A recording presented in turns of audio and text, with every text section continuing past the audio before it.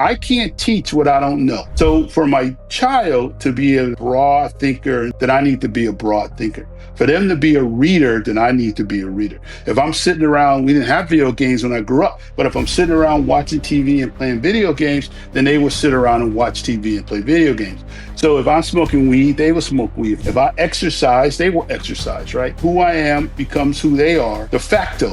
They got two choices. They either assimilate into that environment, which most people do, or say, I hate you and hate that environment and run from it.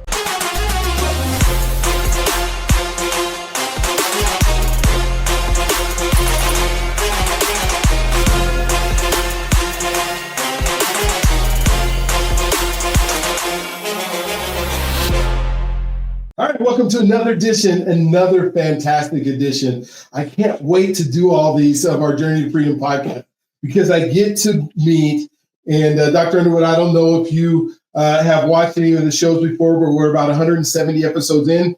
And so every time I get to do one, I'm just so excited and so happy because I get to learn from other people. I say that I am the most fortunate one in here because I get to grow, I get to learn, I get to talk to folks who have been doing it. And of course, the Journey to Freedom program is just that. It's like, what have we been doing as Black men over the last, however old we are? I happen to be 60. I know Dr. Underwood pretty much went to high school the same time I did. So we're right around the same age. And so what have we been doing with our lives to make a difference?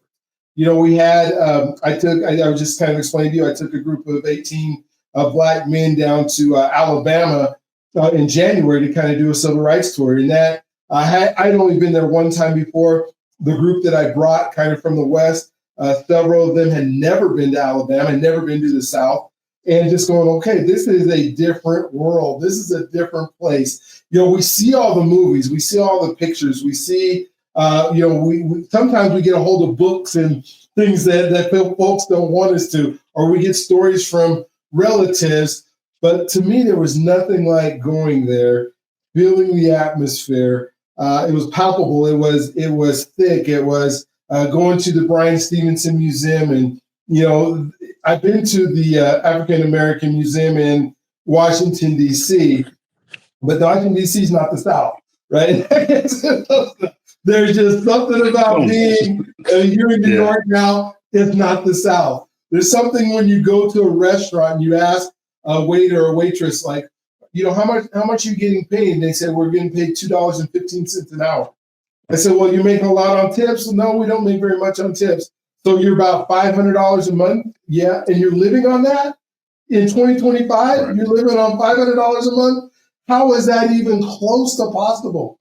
And then you go through neighborhoods that were segregated back in the 60s, and they're still segregated in 2025. And, you see houses on one side of the street that are nicer and kept up. And then you go to the other side and they're project housing. And then you see, food deserts where you're in a predominantly Black neighborhood that has, only liquor stores to buy food at and not grocery stores. And you're like, this is really, the platform where they sold slaves is still intact. That is still, and whether it's memorial, I'm like, how come this is still here? Why? I get it, it's history, but the Pettus Bridge is still called the Pettus Bridge, even though, there's been, the Historical Society says that, this man's name is important to remember. And I'm like, this wasn't a good man, and so to have that and to say, okay, that's great, but then what are we doing? How are we impacting the world? How are we impacting society? And so, I've asked Dr. Underwood to be on today so we can talk about his journey and talk about what he's been able to do. We were talking before the show, and he's, actually in the running for the president of the American Medical Association. And, you think of, would that have been possible in the 50s? Would that have even been possible in the 60s? No. It wasn't even, for him just to be an MD in the 50s and 60s and be able to serve the people he's been able to serve and where we've come and the difference he's made. And so, like I do with all of our guests, I ask them to tell their story, and then we're going to chop it up after that and, kind of talk about the reality of our lives and what it means to be a dad and identity. And, we'll talk about some health things. One of the things and I don't know if this has changed, but my understanding is that our life expectancy as Black men is right around that 72, 73 years old. And I'm hoping it's getting older. I have a father who's 86 now, who's running in track meets and doing some phenomenal stuff. But I know health hasn't been, something that we've concentrated on or that we spend time on. And I know we're doing better now, but there's probably some still pitfalls as a culture that we continue to do that isn't good for our bodies. It isn't good for our health, and high blood pressure and diabetes and all those things. And maybe we can talk a little bit about that. But before we do that, I really want to talk about your story and how how you became to be and who you are. And so the floor is yours. Go ahead. I can't wait to hear I want to start off with this. it. I've had the opportunity to do a lot of great things, and I'm going to get into that. But what I want the audience to really understand that there's no difference between me and them. Right. Period. There's no, I didn't fall out of heaven. There was no special thing that happened to me. I tell people I rose up out of hell. And what I'm going to talk about is what that rise is like. And when I talk to my mentees, I share these things with them so that they can actually really understand what life is for us and begin to think about, well, if that's the reality, then what do we do to not make that a reality tomorrow? Mhm. Okay. So I was born, as I said earlier, I was born in Colorado Springs on an Air Force base. So my father was in the Army in 1965. That makes me 60 as well. So What then it month? was What month in 1965 were you born? January. I came January. in. Two I months brought older six. than me. So you were in Colorado Springs, and Yeah, I was born in Denver General. So yeah, we were yeah. We babies were at the same time in the same same. time, baby, same time, right? So I love then, it. and within 6 months they were in divorce. So the truth of the matter is that they were separated. My mother went to visit them. Things happened, and here come me. Right now, there's a caveat to that. My mother, after having my sister, she was informed that if she tried to have another child, she could die in labor. Hey, it's Dr. B, and let me ask you something just here real quick. Are you tired of doing the same thing over and over and not getting the results you want? Are you serious about making some changes this year that will impact you in a huge way? Maybe you're putting out content right now and it's not turning into customers, or maybe you're uploading videos, but you're not sure why or how it's even gonna help. I've seen a lot of people that are making a whole bunch of cold calls to the wrong people and no one's answering. No one wants to talk to you. It might just be that you're just doing what you've been doing and crossing your fingers hoping it finally works this year.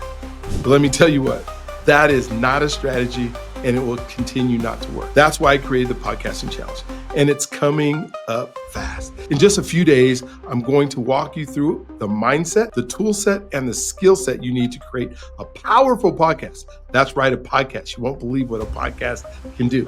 One that builds real value and creates new clients. And if you grab a VIP ticket, you'll get to join me for a daily Zoom Q&A sessions where I'll personally answer your questions and help you tailor everything to your goals. This is your moment. This is your year. Go to thepodcastingchallenge.com right now and save your seat. The link is in the show notes and the description. Thank you for watching these podcasts. Now let's get back to the conversation. Oh, wow. All right. So that was in the circle, in the backdrop of her carrying me for those 9 months, understanding that she might not survive. So my mother says that I got a great piece. I read, I studied, I was preparing, for the idea that I may not live through this. So luckily she did, and I did. And that's why I was born at the Air Force Hospital, because they were providing better care than what my mother believed the care she would receive in Gary, Indiana. All right, where she would have had me that's where she grew up and where I ended up growing up. Mhm. So moved to Gary. I'm there. I start school. I'm in a loving family, aunts, grandmother, cousins. I mean, we're like that large, loving family, loving neighborhood. Everyone, knows each other. Like, I tell people, I remember going trick or treating when I was 5 years old, and we could name everyone who lived on going up 25th and Jefferson up to 27th, back down 27th, right to 25th. and we would lay the candy out. And so if you got Snickers or whatever, you could say, I got 3 Snickers, Mrs. Jones, Mrs. Allen, Mrs. So and so, right? And you could lay those Snickers out. You wouldn't know which Snicker came from which person, but you knew the 3 people who gave you Snickers, right? I mean, that's how close that community was. That also meant that whatever you did, they would drop down on you in a heartbeat. I mean, they were boom. They didn't have cell phones, but that phone be jumping off the hook, and you were held accountable for your behavior because you were representing the family. You don't represent you. You represent your grandmother, your mother, your cousins, right? I'm gonna call your grandmother, all right? I mean, so that's important. So I started school. I went to kindergarten through the second grade. St. Monica's Elementary was a Black Catholic school, and they believed in excellence. They believed that we all were capable of excellence. I mean, it was just clear. It was just the culture. We expect you to produce. They had a television station within the school, and we would have to do like each class would rotate to see who were the two announcers who would be giving the news that morning. Right. I mean, it was like a phenomenal place. And I didn't understand that, of course, while I was there. And to be honest, I wasn't that bright. My sister was an academic superstar, and to the point that the teachers would ask me, there was a joke. I don't know if it was a joke, but they would say, we think he's adopted. Oh my gosh. I mean, it's like he's adopted because he can't be. They were like, you sure Margie's your sister? Because she seemed to understand stuff, and you seem to just be like, we can't say the word, but Yes. you're like, what the heck? Then I would always say, I'm a late bloomer. I'm a late bloomer. I'm a late bloomer. With the idea that I was going to catch on, right? I just knew I would catch on. So, but the interesting thing is that I was at grade level. Okay. Right? It wasn't that I was behind. I was at grade level, but they were, I'm average here, and their expectations are here. And my sister was performing here. So they're like, she's performing here, our expectations here, and you're this average dude right here, and we don't understand why you can't get up here. That's the backdrop. Okay. But everything wrapped around me because the expectation was that I had it in me. So it was sort of like constant love. We expect you to be able to get 100 on the spelling test. How come you never got 100 on the spelling test? That's what I'm talking about. Right? Okay. So in 1974, the Supreme, that's 73, I think, the Supreme Court passed the getting rid of restrictive covenants. So now blacks could move into white neighborhoods. My mother read it in the paper, jumped in the car, drove to Miller part of Gary, where the lake is, and we bought the first house she saw for sale. Really? The first one she saw for sale. And that was a whole process, right? Because they were, so we move in there and, the white folks hate us, you're selling, you're lowering our property value. And that's the first time I realized that my skin made me a criminal, right? I'd never experienced that ever, right? Well, and then correct me if I'm right though, because all I know is the stories of Gary, Indiana, right? We hear about the Jackson Five and all that, but what I understand, it was a lot of Gary was predominantly black, and most of the folks that I talked to in that era really kind of didn't even interact with white folks at all because the community was, like you were saying, the community was so close knit, it was so tight. You guys had your own stores, you had pretty much everything where you never really had to venture out. And now your mom goes, this is what my dad did too. My dad, when he got an affirmative action program, and so we're down in Denver, we're down in we're the 5 Points area and then what they call Park Hill, and all of a sudden we move out to the white neighborhood and we're the only black folks in that. So it sounds like we got kind of similar backgrounds. Correct. Yeah, okay. And you so when I say what happened, you experienced the same stuff. What the hell are you doing here? Now here's an interesting thing. To that point, to be honest, I had the only whites I remember interacting with were the nuns and the priests, right? And none of them ever, I was there. They were like, we think you're a really smart kid, and we expect more of you. right? Gotcha. That's what I got, right? So all of a sudden I go to school and they're like, well, you're dumb, you stupid, you this and that. I'm like, what? When did that happen? Right? How did that happen? So here I am. I'm now in the third grade. I start there, and it was, if I said culture shock, that'd be an understatement. But I end up in a class, and the teacher tells us to read. Now I'm Underwood. I'm listening to all them reading. It gets to me, and she says, "Don't worry about it." And I said, "What do you mean, don't worry about it?" Right? She says, "Well, what books did you read?" So I told her, which was different because I didn't whatever the series they were reading in public school. She said, "You need to go back and read the books that we read." So they took me out of the class and put me in a special ed class, which was kindergarten reading level, and that class was all black and predominantly male. Wow. And they were all dark-skinned black males. So understand that's the thing And too, you're right. because we had a couple light-skinned black males my age who that didn't happen to them.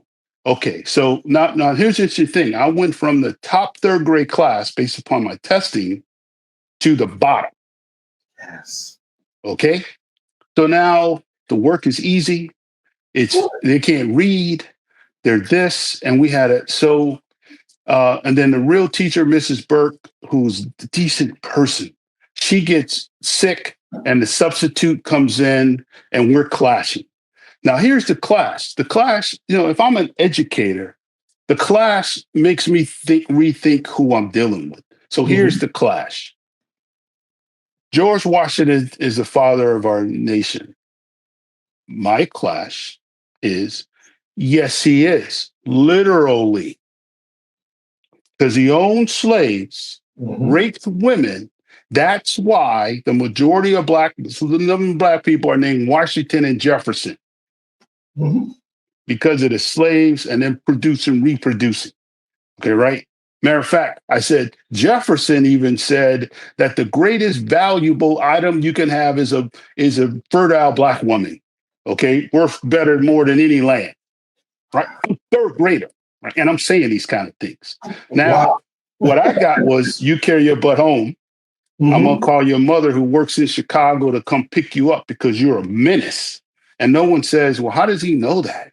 How does he use words like prejudice that he could define them? How does he, right? You get what I'm saying? Like none of that came out. What it came out was he's a menace to the point that even if the bus was going to leave in 30 minutes, they wouldn't let me on the bus. They would make my mother come pick me up, drive 45 minutes to come pick me up. That's how big of a menace they saw me as. Okay. So I'm with this group. So in the fifth grade, the teacher asked, everyone what they want to be when they grow up. Now, I did play football, and I started playing football at 8, and I was pretty good at it. So I'm in a class, fifth graders, and they're all predominantly black men. We had a couple of Hispanic guys, no whites. Every last one of them said they want to be an athlete. Every last one of them. The short little kid whose father is 5.53, he's going to be an NBA player. I mean, this is like, and I'm looking at this going, you guys are ridiculous. This is clowns. Now, there were 2 students in the class who actually played organized sports at that time. That even makes it worse. They didn't play organized sports. So 2 played organized sports, this guy, Alan, and myself. Alan does say he wants to be a baseball player. And I said, I want to be a doctor. Now, are you still in special ed classes? Yes, I am. Yes, I am. Because that's, when I look back at when we went to that school, I told you we moved to the neighborhood.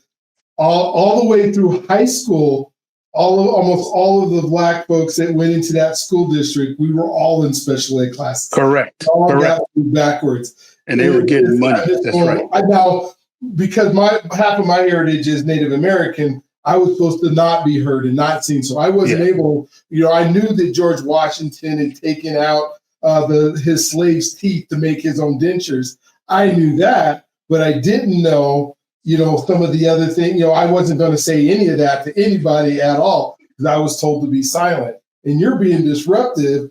And now you're telling folks you want to be a doctor? He went to leg classes. Oh my! I can imagine how that went over. Oh, Oh, dude, they fell out laughing. of course. Even the teacher snickered. Now, again, I've had black teachers, right? Mhm. This is a black teacher at the time. She snickers, right? Because this is funny. It's like, what are you talking about, dude? And I'm going, why are you laughing at me? None of you guys play organized sports. You're not gonna, yeah. You don't even play. Look at you, man. Come on, man. I even asked to do it. I said, how tall is your mother and father? My father's 5'7". Mother. I said, how in the hell are you going to be in the NBA, dude? Yeah, yeah. Like that, how does that make sense to you? Right. Yeah. So I can't be a doctor, but you are going to be like, yeah. go correct. Come on, man. It's not going to happen. Right. Yeah. So boom, there you are. So now 6th grade, my mother tries to put me back in the Catholic school. I take a test and the results are 3rd grade reading level. They confused. They said, wow, your son has he gone to school?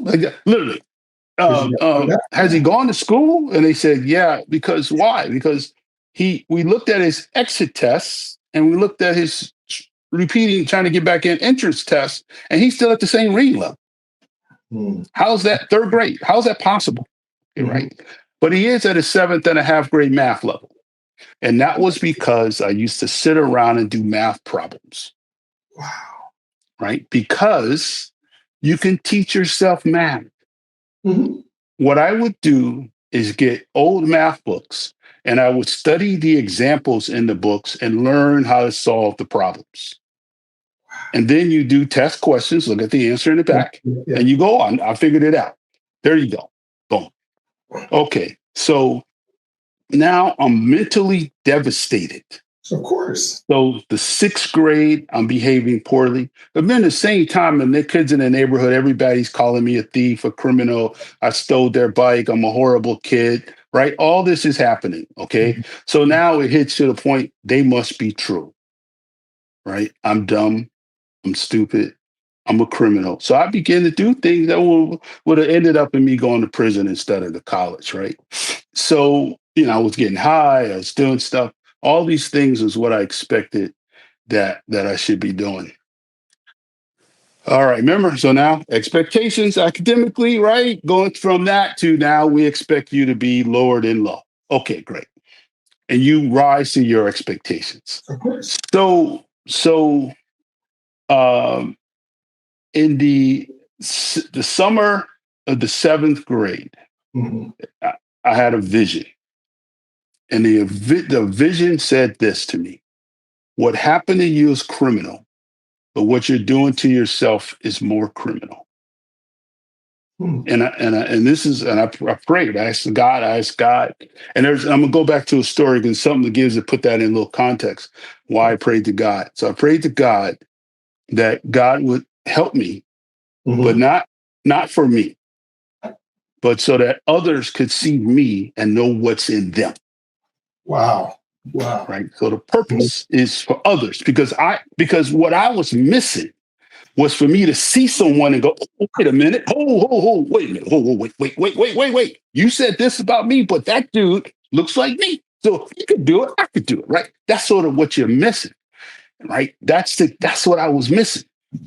Because I was no longer connected to that Black community with the Black doctors and all that sort of stuff that I saw on a routine, regular basis. I'm now in a war that I don't know that I'm in. Okay, so why did I turn to that? So when I first moved to Miller, I developed a stuttering problem.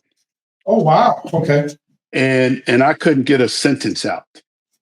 So my grandmother would come. So my grandmother went to church all Sunday. With the church, with the Bible study in the beginning, right? Sunday school, and then go on through church, sat in the first row, and all that stuff. So my grandmother missed Bible, missed Sunday school, and she would come over to my house, and we would watch Oral Roberts, and she did that for about 6 weeks. And she would say, Oral Roberts used to stutter. Oral Roberts used to stutter. Oral Roberts used to stutter. Right? But look at the church. Look at how people revere his words. Look at, I mean, that's the stuff she's pointing out, right? Mm-hmm. Right. So my grandmother, so finally one day she says, do you want to get rid of this stutter? And I said, yes. What I didn't say yes. What I said was, right. Okay. Because you got to understand. I mean, yes was a 45-second thing. Okay. Right. So she says, okay, do you believe? Believe. She says, we're going to pray. So we prayed. And what she said was, if you believe God, what we're asking God to do is not take the stuttering from you, but to give you the gift of words, of language, Mm. so that people will listen. That when you speak, people will listen. Whoa, right? That's like a prayer and a half. When you speak, people will listen. Right? So now there you go. So boom, stuttering goes away. So I So saw that. boom, I love it. That's right. I saw it. It didn't go away like the next day, but Yeah. so the next thing you know, stuttering is gone. Okay, right? So now I realize I'm behind. I ask God for help. So I say I need a process. So I lay out what I did was I went back to when I started Pop Warner football. I was 8, they were 10. They were faster, they were in better shape, they were all these things. And my grandmother would get me up at 7 in the morning, and we had a workout and food routine, an exercise routine, a food routine to get me ready, which made me a better athlete. Yeah. So now I go, okay, I remember I couldn't tackle. I practiced tackling. I remember I couldn't do this. I practiced that. I remember I couldn't run and I did this. So I knew how I had gotten better as an athlete. So I took that and said, okay, great. Academically, there are things that I'm not good at, bad at, things that I'm good at, and things that I'm great at. So the great has one thing in it, math. The good at it had nothing, and everything else was in the bad at, right? So I said, okay, what I have to do is figure out how to take what's in the bad to the good, to the good, to the great. Okay, right? So let me just figure this out. So I would ask teachers questions, and no, they know what I was asking them for. And I was, so I put a process together that really allowed me to do that, Mhm. right? Reading, writing, arithmetic. Reading, writing, arithmetic. Okay, right? So now I like leap. Like that summer to the 8th grade, I leap. The 8th grade, I leap, right? So then I get to the 9th grade. Now in the 9th grade, go back. So when I am in the 7th grade, I take the first test in 7th grade math. Mhm. And they called me in and they accused me of cheating. So I take the test again. They make me take another test, another test, another test. Now, no one says what's going on here.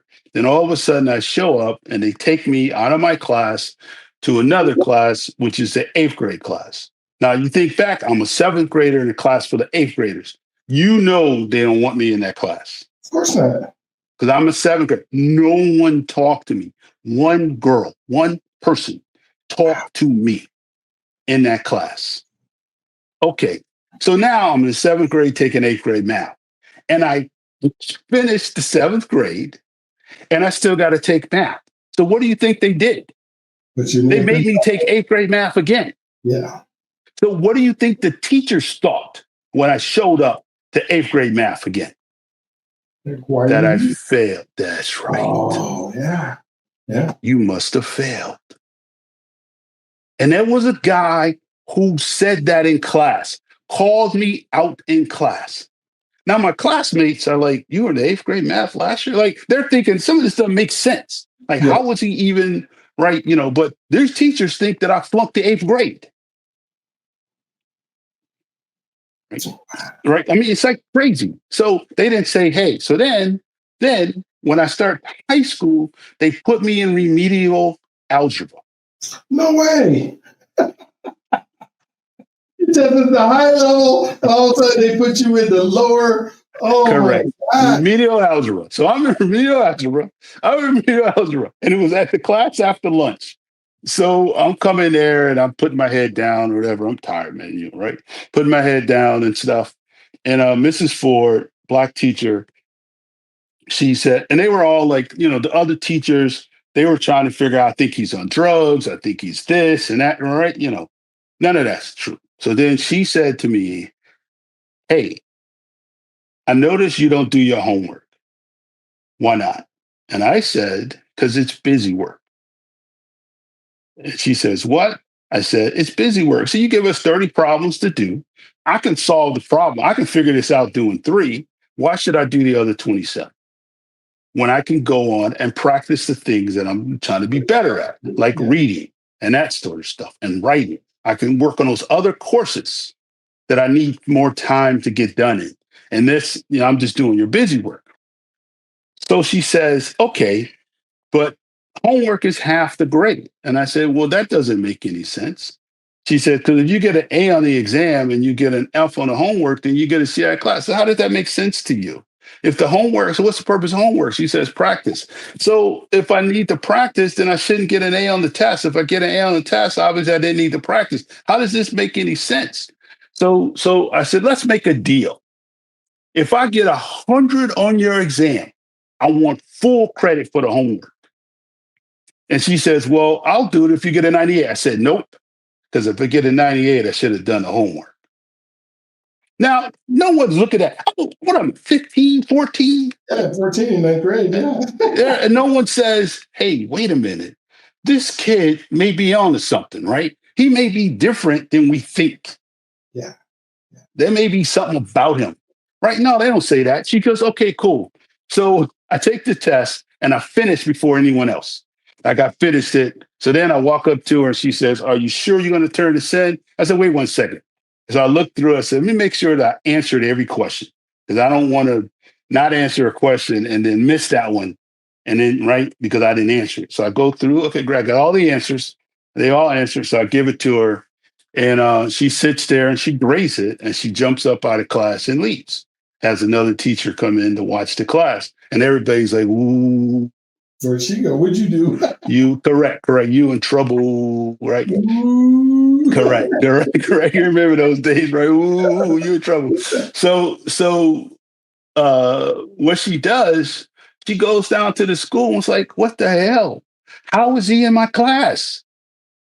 This dude finished this test in 15 minutes. He didn't miss any. This was like he just, like we woke him up and said, hey, take the SAT and he got a 1550. Like this dude, there's something wrong. So they wouldn't get me out of her class. But what we did was special work so that I She could gave get you the through the work to whole help you excel. correct. So I could get through the whole algebra thing. And I never did the homework. I just kept getting hundreds on the exams and went on my merry way. And I was taking different tests than everyone else. And then, geometry the next year and all that, right? And then I end up applying to one college. So I was a football athlete, had some awards and stuff, and I wrestled, mediocre wrestler, but I was captain because the calisthenics. I used to do 1,000 push-ups, 1,000 sit-ups. I used to do all these crazy exercise routines, which when the coach wanted to punish the wrestling team, he would turn it over the workout over to me and he would leave. He would say, peace out.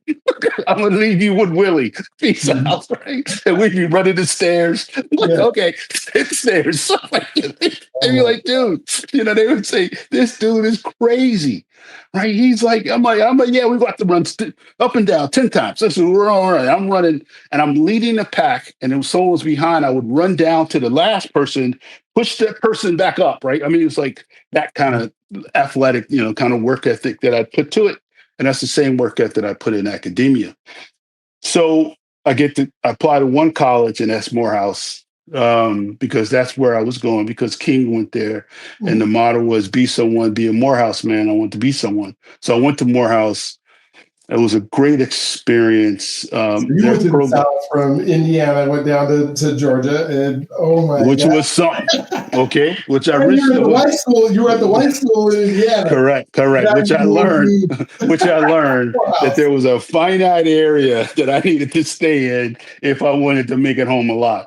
All right, so there you go. So we ended up Morehouse. Then I went to medical school, SUNY Upstate Syracuse, Okay. which was quite an experience. You walk in the bathroom at the top, big bold letters, and on the chalkboard, this was like all over. Is it too late to send these ends back to Africa, or should we just kill them all? I mean, Oh, you can imagine, right? yeah. The hostility, the stuff. And then I created a thing what I call the cat in, kick ass and take names. I struggled at first because of the environment and because of a whole lot of other stuff. And then when I just said, you know what, it's time to kick ass and take names. And that's sort of what we did. I had a crew with me going to Morehouse too. And we just basically just said, we're going to dominate this. And then that's sort of what happened, right? That's how I got honors and stuff. Matter of fact, there's a plaque with my picture on the wall, outstanding young alumnus, because once that process started and I was rolling, again, it's going back to what I learned Mhm. at 8 playing football, what I learned in restructuring my academic process. I just applied that to medical school. It's the same thing. I'd applied it in college too, to be able, because I had to work my way through college, 35, 30 to 35 hours a week, trying to just so I can afford to go to school, right? So there, I'm in, get through a match in urology, which was very competitive. Got a master's, also got a master's in anatomy and cellular biology while I was there. And then did residency, which brought on this whole different set of issues, challenges, which Where'd is you not get about residency at? Where you? the University of Connecticut for Okay, so now urology, two you years got of all general kinds of things surgery. bouncing around. Yeah, yeah, yeah. Two years of general surgery, did 4 years of urological surgery. And we were the first blacks surgical residents that were there, Of course. Oh my right? God. Which was, which again, which was brought on all kinds of stuff. Just like in medical school, I had Tom Blocker in college who mentored me and helped me, taught me a lot. I had Greg Threet in medical school, and I get a guy, Lou Brown, who was the thoracic surgeon. And that's the first time I ever heard the term a rabbi. And he was like my rabbi. Lou Brown was the powerful, amazing guy. And he took to me. He now says he did it because of my work ethic and everything, which is Mhm. what it was. What I knew that's what I had to do to be considered a part of the team. I had to lead the team, right? You just can't be a member of the team to be considered a part of the team. So Robertson Johnson Clinical Scholar as a fifth urologist to do that, which was pretty competitive fellowship in health services research. And then I built an academic career, had millions of dollars in grants, published in top journals, did a lot of cool stuff. And then I left that in 2019. Now, in this process, I've always, because I consider myself a clinician scientist. I mean, doing research and then scientific endeavors as a clinician, entrepreneur. I have patents in New York, I mean, patents in US and Japan, prostate cancer biomarker. We created a startup company around that and now work with other companies and social change agent. And that's really about how do we make the system work better? How do we do things that Mhm. led to me doing a couple cool things I just really want to highlight. One was we created the Canon Associate Society, it was now the Resident Associate Society of American College of Surgeons, and the first thing we did was create the Family Leave Act. So the Family Leave was this. So if you were a female surgical resident and if you had a baby and you took off 4 weeks and a day, you had to repeat your whole year of residency. Oh my gosh. Yes, ridiculous. And I learned that from a guy and his wife that I'd gone to medical school with, and they Mhm. were MD PhDs, and we were talking and mentioned that. So then we were looking for something to take on because we had Mhm. just started, and I suggested that, and we took it on, and we were able to get the surgeons, the American College of Surgeons, to back it. But the interesting thing is that once they adopted it, it went out across all the surgical residencies, urology, OBGYN, thoracic surgery, everyone. Okay, and we created, it was called the family leave, because they said, okay, great, men should be able to have paternity leave. They should be able to take off as a family member is sick, not just around having a baby, but around the whole process. Yeah. And that was successful. And that was important. I mean, it has evolved into this thing now. The ACGME has it that accredits residencies. I mean, this is great. So then what else? We created when COVID hit, we had, and there's a whole lot of stuff in the middle. I'll be here all day talking about everything. So, from doing the first prostatectomy in Nigeria to getting what is it called? A blessing from the Pope, right? Not to, to the stuff I did in the Vatican, which I can't tell anyone because they make sure. It's crazy. My life has been amazing. So we COVID hit. I get a phone call from it was 20, a bunch of ministers on the phone, one other doctor, and they said, "Hey, can you get on call with us?" And we were okay, cool. And this when COVID first started. And to be honest, I didn't even understand the implications of COVID at the time. Mhm. My ex-wife said, "Hey, did you go grocery shopping?" And I said, "Oh, yeah, well, whatever." Because I don't do. I was like, "Whatever. What are you talking about?" She goes, "People are going to die." And I'm like, "Oh, yeah, whatever." Mhm. Yeah. And I go to the grocery store and there's nothing. Like, ah. So the call, we're on the phone with the county exec and the county health commissioner and the public service person, social service person from the county. And the ministers all told their stories. And it was someone got sick on Thursday and they were dead by Tuesday. And this was Tuesday morning that we're on this call. So no one, the county exec doesn't have a plan. No one has a plan. We don't know what we're going to do, this and the other. So we get off the phone with them and I said, listen, I promise that we don't have a plan. And so let's create a plan. Again, you want to be a football player, you can't run, you can't catch, you can't tackle, plan, right? You can't read, you want to read, plan, right? You're in college with a bunch of kids who were prepared to be there. You want to catch them, plan. You're in medical school and they don't want you here. You want to get through, plan. You're in residency and they don't want you here. And some do, some don't. But you want to be a great doctor, plan, right? Boom. There you go. We need a plan. Okay. So I said, let's write a plan. Let's have it done by the end of the day. And they were like, what? I said, now here's the plan. We're going to go from society, our area, Mhm. to the hospital. So what does that look like? Testing, right? If someone's sick, but not someone gets diagnosed with it, but they're not sick, how do we protect their family? How do we social isolate? How do we give them the resources that they need? All these things we thought of it. Like their children being able to have access to the things they need for school, like Wi-Fi and stuff like that. I mean, all this was laid out. Took us 3 days to do it. And then they said, what do we do? I said, we're going to send this out to every politician, every business person. We're just going to flood the zone with this, right? Mhm. And they said, well, why are we going to do that? I said, listen, a lot of people are going to die.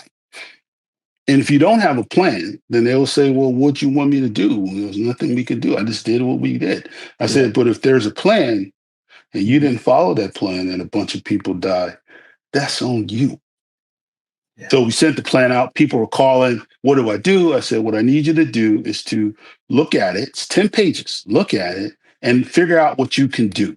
So companies who had people at home, they were paying. They said, hey, you need people to call people to see how they're doing. We'll give you that. We got to, right? All this Mhm. stuff happened. Boom, boom. Mortality rate in the Black community crashed like this.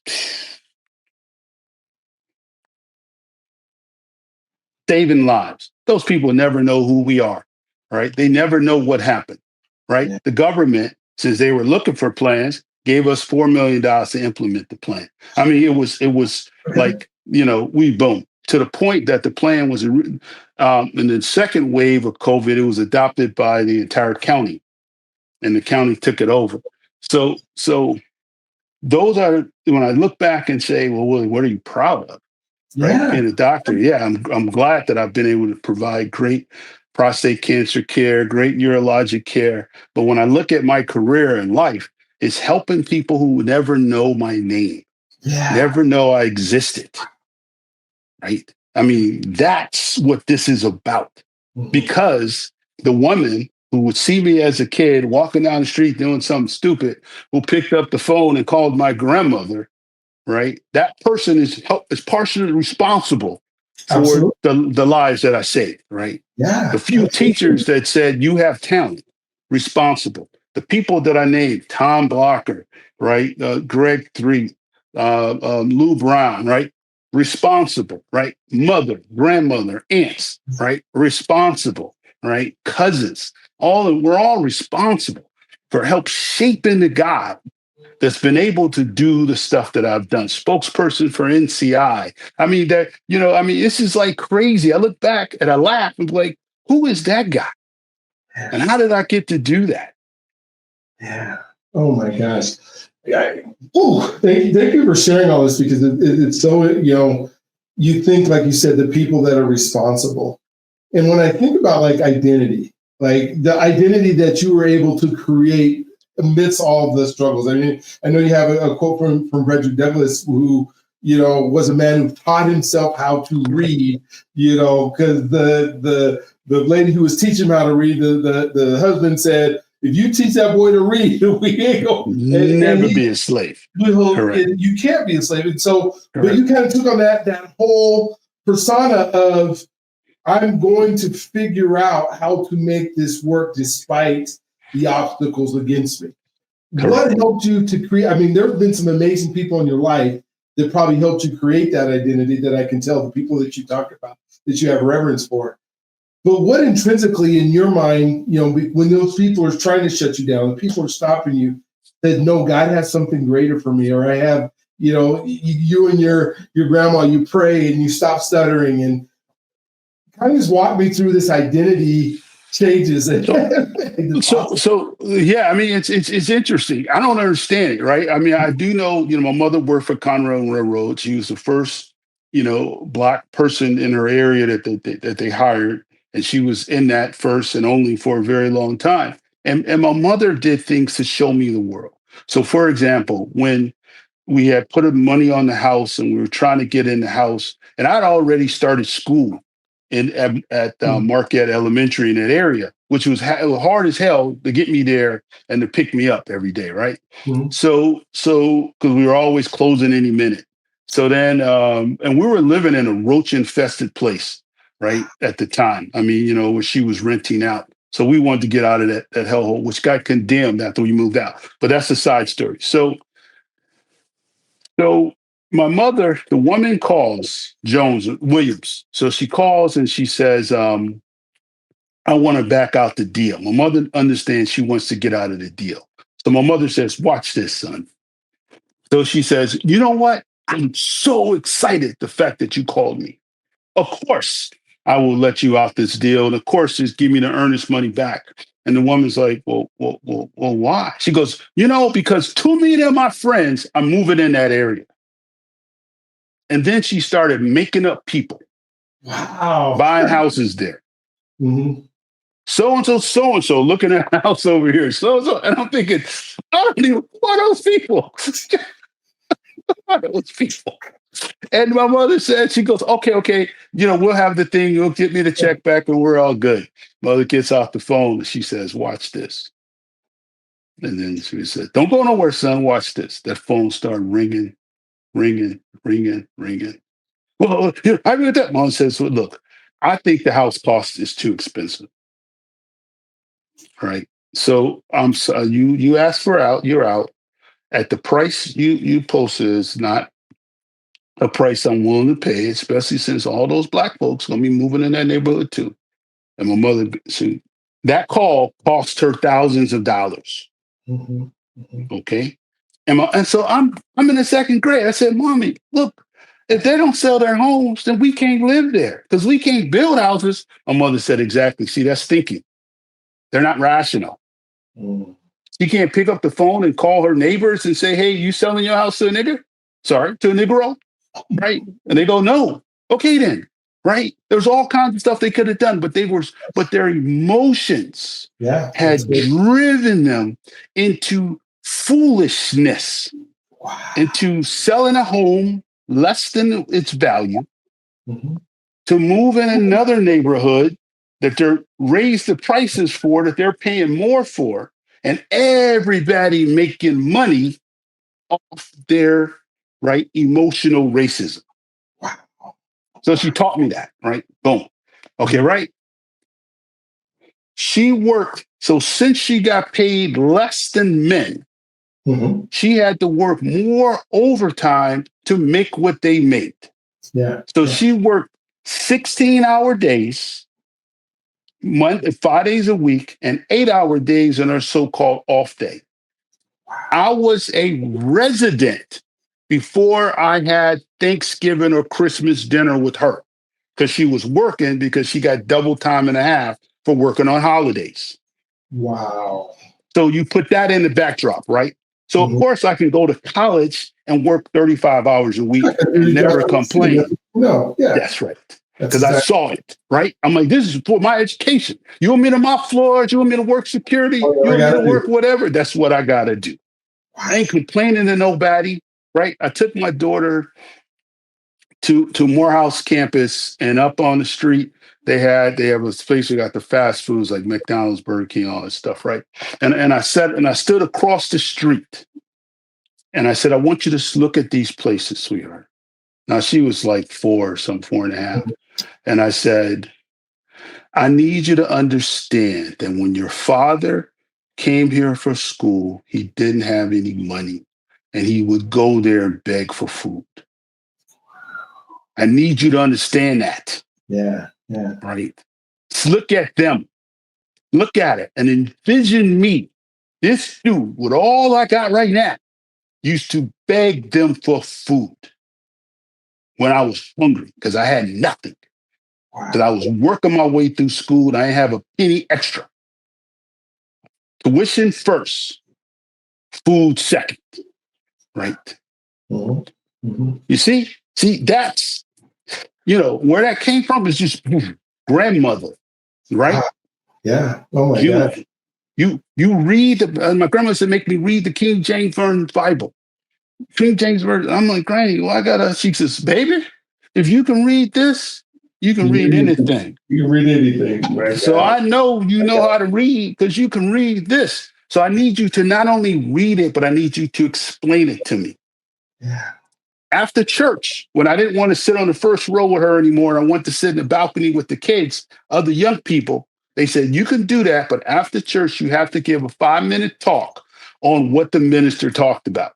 So that meant that he read a scripture. I read stuff before it and afterwards, and I put it together. You got to explain what it means for you and in current day society, right? So, okay. So you think about that. Mhm. Mhm. So I'm standing in front of my family because you know how it is, man. You screw up in front of your family, they ain't nice about it. Not even a little bit. Right? They ain't nice about it. Okay, this is real. And my grandmother, you ain't gonna misquote some scripture stuff. That ain't gonna work out well for you. Yeah. Okay, Yeah. right. So here it is, right? So now people say, man, how do you give these talks all over the world? How do you do all this stuff? Of course I can, because when I was 12, I had to do it. I had to Yeah. talk about the Family. Bible. Yeah. Correct. Oh my I had to God. talk about the Bible.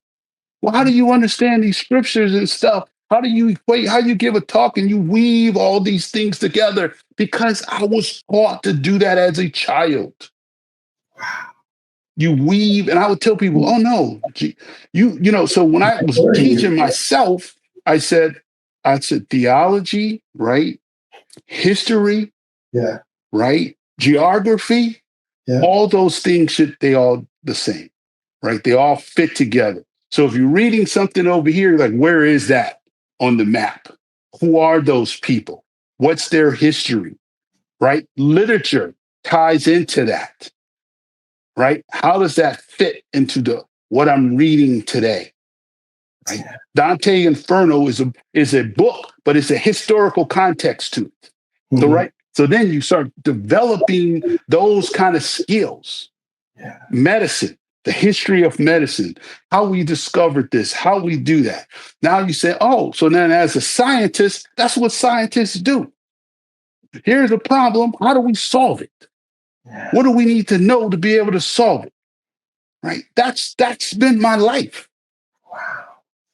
I do have a question for you as I think through this and I think about Black men in general. And one of the things that you haven't really talked about is a dad or male figures in your life. And you talked a lot about the women in your life.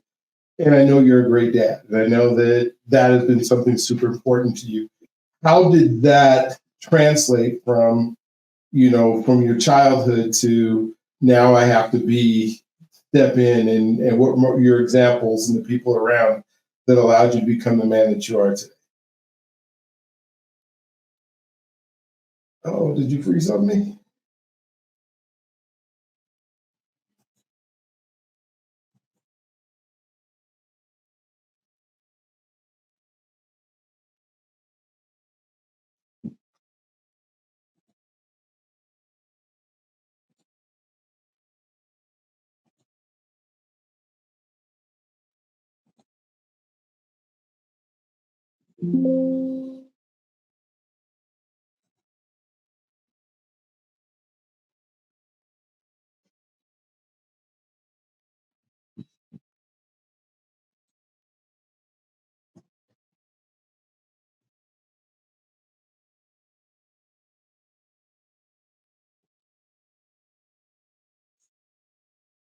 Hello?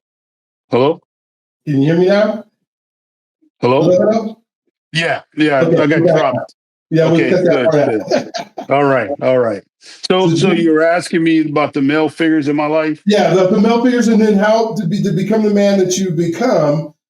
Because you haven't talked about a lot of influence there, but it was important to you to make sure that you didn't not allow that legacy to continue without being, because you took your daughter. I mean, you talk about how you were a dad, but you didn't talk about that other portion of your life. And so, yeah, kind of talk Yeah, about yeah, yeah. I mean, so my ex-wife and I, we were together, then we weren't together, and I had an option to stay in this area, which I did in Buffalo. The only reason I'm here in Buffalo is because she's here, and I've created a work balance thing where it allows me to be here with her. So I did have men in my life. My grandfather was an amazing man, although he did not raise my mother.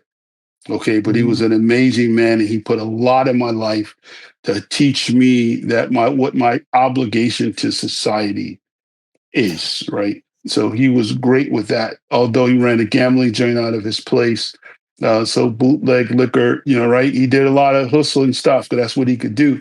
And if I, know the history of where he came from, that's about all. Even though he was in the service, he didn't get the GI Bill benefits. And my uncle, who was married to my Joyce, he was a military Secret Service guy. He taught a lot about standing straight up, pimp, you don't do those things, you're a man, right?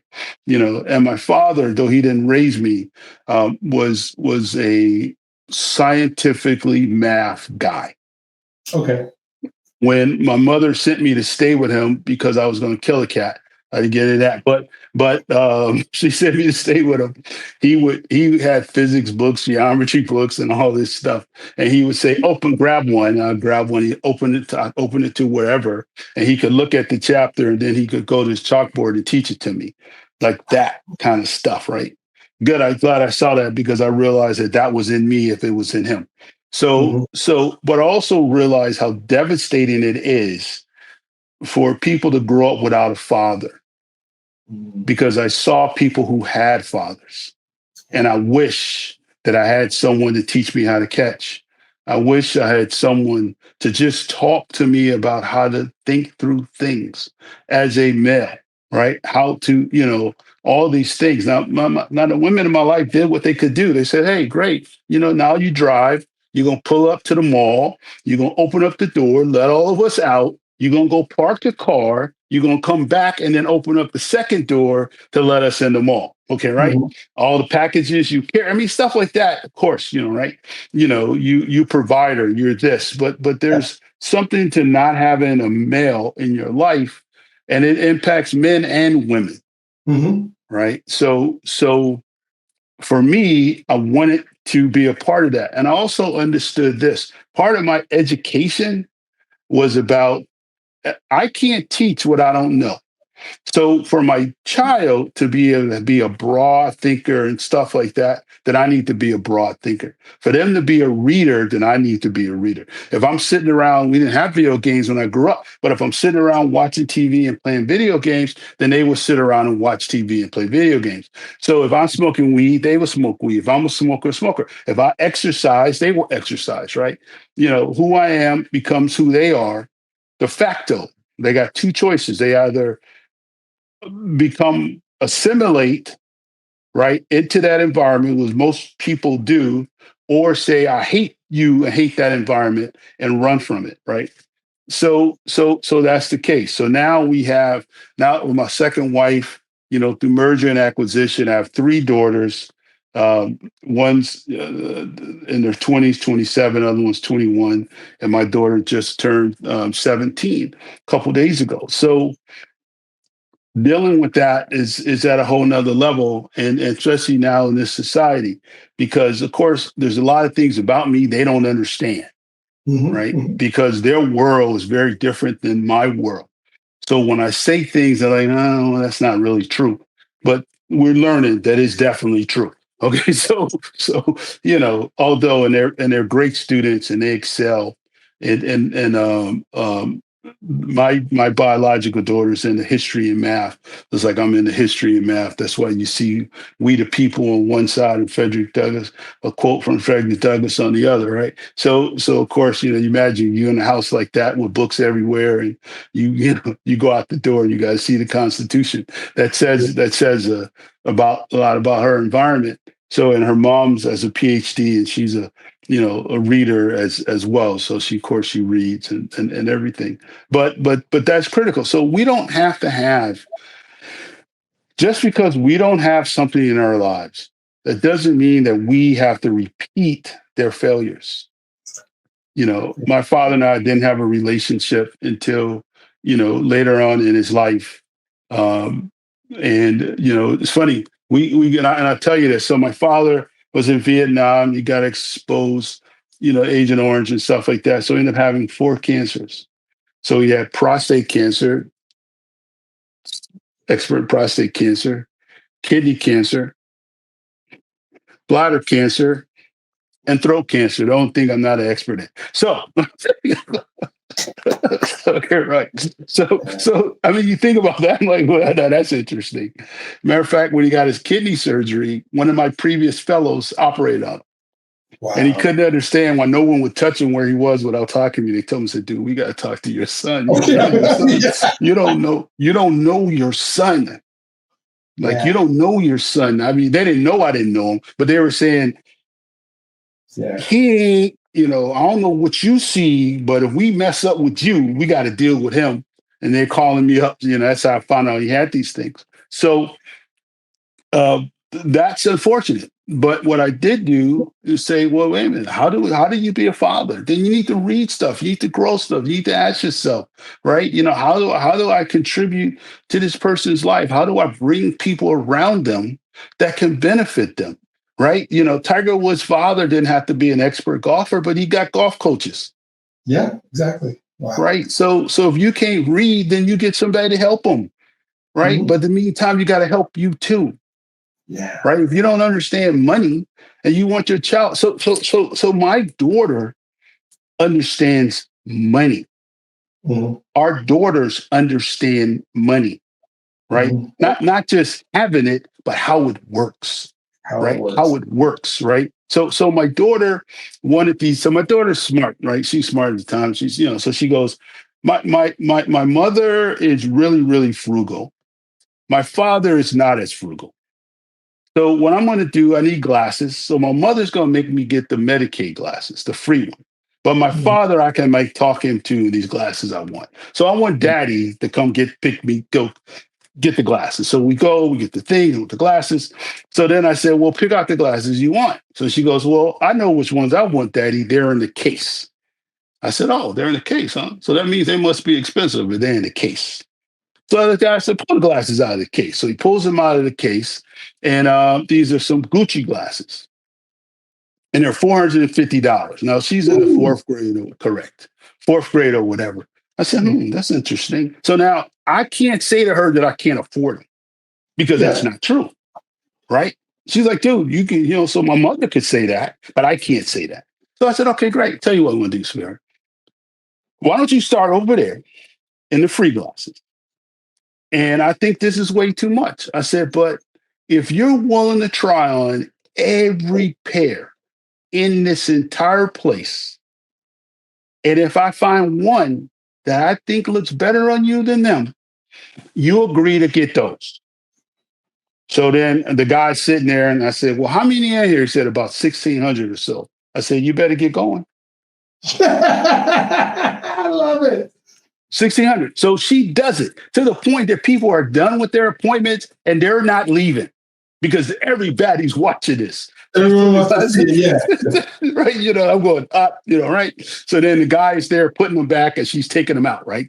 And she's trying to do this as fast as possible. So we narrow down to 10, we narrow down to 2, and one of the 2 is Gucci glasses, one another pair. Right. So I said, fine, I'll give you the Gucci glass. Okay. The guy said, you want insurance? I said, oh, no. They break, they break. Mhm. If you want them, you take care of them. We ain't getting no insurance. We ain't getting nothing. Okay? You want them, you better take care of them. Right? In a story. So we get them. So then the next day, before school, I said, sweetheart, how much those glasses cost? She said $450 plus tax, and she's saying all that. I said, no, baby, that was the price. She goes, well, what's the difference? I said, let me explain the difference. I said, if I take that same $450 and I put it in the S&P 500 that gets 10.26% a year. I said, but let's make it 10%, right? Which means it's going to double, right? Every 8.5 years, but we're going to make it simple. It's going to double every 10 years. Boom, boom, boom, boom. By the time you get to 65, and I'm showing them, we're walking through each step, right? By the time it's 65, these glasses cost $32,000. She goes, well, you think that way, Daddy. A pencil costs $100. I said, it does. It does. Yeah. I said, you need to understand, sweetheart. You need to understand the difference between price and cost. I said, so she said, but I need a glass. I said, yes, you did, but you didn't need those. Right? The free glasses work the same as the $450 glasses. Mm-hmm. What you wanted was Gucci glasses. Yeah. You wanted to look better. You wanted to walk around in Gucci glasses. I'm fine because I can't afford it. But I'm telling you, what you paid for it is $32,000. So I need you to understand that. So you better treat them like they're $32,000. Mm-hmm. And you better understand what you gave up. Not just for you, but for my grandchildren. Right? Because my investments, your investments become their investments. This is generational money. Money is generational. It ain't about you. Right? Yeah. And that goes into what I would tell her, sweetheart, what I pour into you ain't about you. I love you. I care about you. I want you to be your best you, but I'm doing it for my grandchildren, great grandchildren, great great grandchildren, everybody else going forward. Because that's how I became who I am. And this is how you become who you're going to become. And they become the unborn people. Benefits from what we do today. Future is held by those who prepare for it today. Right? Today, right? So that's parenting to me. Right? Hey, let me show you this. We were in Disney, and she wanted to stand in line. She must have been since so it's 2000 so 14, so she's 6, right? So we're in Disney, and it was doing the Frozen, and they had the actresses and stuff, and she wanted to get their signatures, and she was getting everybody's signature. I'm cool with that. 90-some degrees outside. It's a 3.5-hour wait. I said, great, you want to wait here? I said, let's talk about opportunity costs. Yeah. We're going to lose 4 hours in line. You can do all this other stuff. Yeah, you want to do it? We're going to do it. I said, but you got to stand in line. Now, I know you're going to see parents that will be standing in line for their kids. That's them. But if you want this, then you're going to have to give it all up. and you stand in this hot ass sun with your father, and you do this, and I will stand with you. Okay, great. So we do that, right?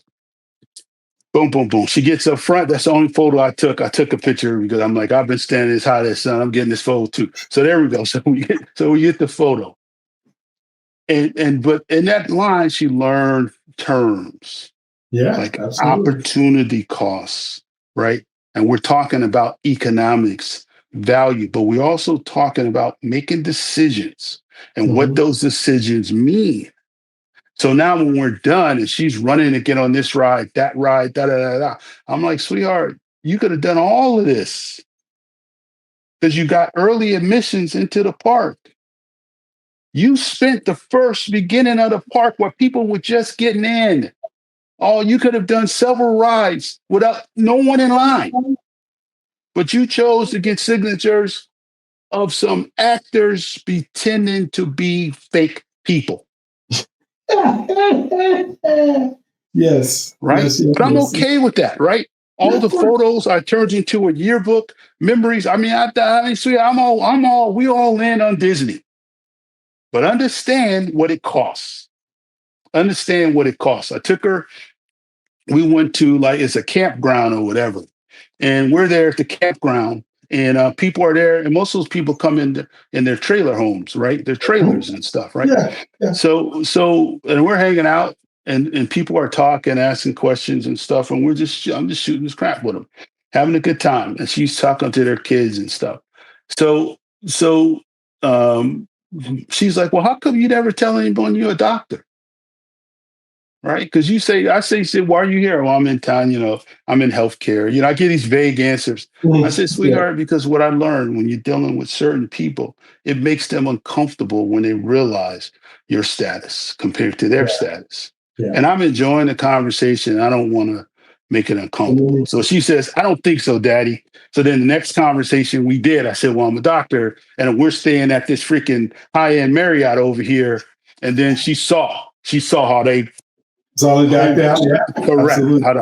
how the whole thing changed, right? And I said, well, I'm gonna show you where they're staying. So I took her over there, and I said, see the difference? I said, you flew down here in first class in the front of the plane. They drove here days to do this. You got here in hours, they got here in days. I said, so I need you to understand. I said, I'm not devaluing that. I'm just letting you understand that people don't have what you have.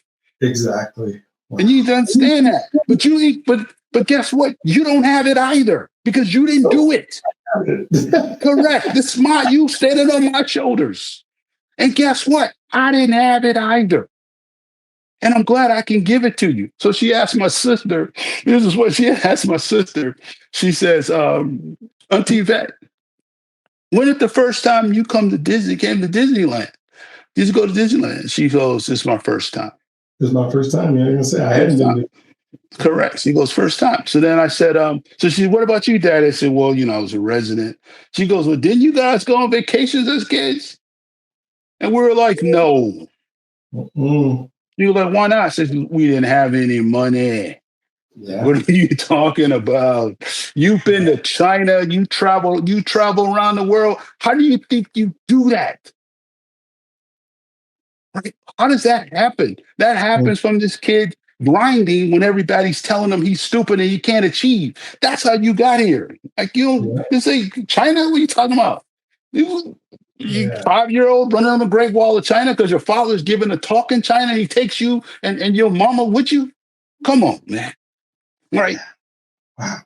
Wow. And so I started this by saying I ain't nothing special because it's not about me. Yeah. It's about saying this is our ability and we have to tap into that. We have to have greater expectations for ourselves and our community. And we can't expect anyone else to ever solve our problems for us. Yeah. Because it's never going to happen. It hasn't happened in the 400 years of America, and it won't happen in the next 400 either. No, absolutely. Well, cool. Well, Dr. Underwood, thank you so much. I mean, I hope we get to have another show. I know there's so much. I got literally a couple pages of notes here. Just, all right. I can't believe I mean, I absolutely believe that that you've done all this stuff. I just can't believe I got the honor to be able to talk to you about it, to pull it out of you, and to just have this conversation. And so I hope you're willing to have me call you back and do some more, and because this has been phenomenal and fantastic. And I just thank you for, I mean, the things that we got to talk about, I think are exactly what our younger folks need to hear. I think it's that work ethic that you talked about. It's that willingness to go beyond. It's that willingness to say, I'm going to do this regardless whether you tell me I can or I can't. It is what has changed us to be able to become what we need to become so that we can do. And that's where I really love your fact that we can do for others and help others become who they need to be. So thank you again for doing. Do you have anyone, like, two last closing thoughts before we get into No, I want to thank you for doing this. I mean, I think this is awesome. I appreciate the opportunity to share my story. But the main thing is that the fact that you've taken this on, that you're sharing people's stories, that you want people to know that people are out there who are doing the things that we do, so that the history of, like, A.G. Gaston out in Alabama built $150 million enterprise in Jim Crow, Alabama, right? So that we don't let those things die, because those are our inspirations and our motivations, because if they can do it, then we can do it. So no, thank you. I appreciate this. Absolutely. And so if this is your first episode that you've watched, go ahead and subscribe, hit the notification buttons. We have many more like this for you to be able to do. And I want you not to forget that you, my friend, are God's greatest gift. He loves you if you allow him to. And I cannot wait to talk to you guys on the next one. You guys have an amazing, awesome day. Dr. Underwood will be back. I promise you that. We'll talk to you guys soon.